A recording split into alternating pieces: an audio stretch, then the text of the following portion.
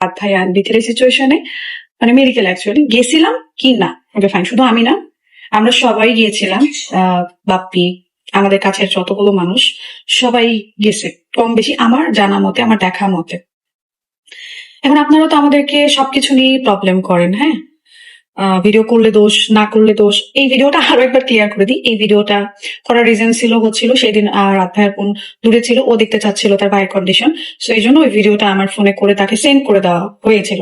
That's ওই video করা, এটা কোনো ব্লগের জন্য না। ভাগ্যিস করেছিলাম অন্য কারণে, কিন্তু আপনাদের জন্য এটা আমাকে পাবলিশ করতে হলো। তো এখন আপনারা বলতেছেন যে রাত ভাইয়ের এই সিচুয়েশনে উনি হসপিটালে আছে, আমরা কেন যাইনি? এটা কি আপনারা কি জানেন? কেউ কি দেখছেন? না জেনে কেন শুধু শুধু ব্লেম দেবেন?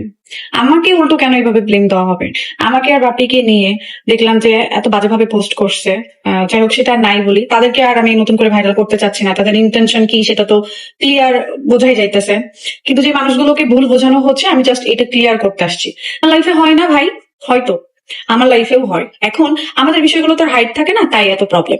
এবার কিছু মানুষের মানে কিছু পাবলিকের এতই প্রবলেম যে সরকারি হসপিটালে কেন বেড পেলো না, কেন একটা প্রাইভেট হসপিটাল কেন হলো না।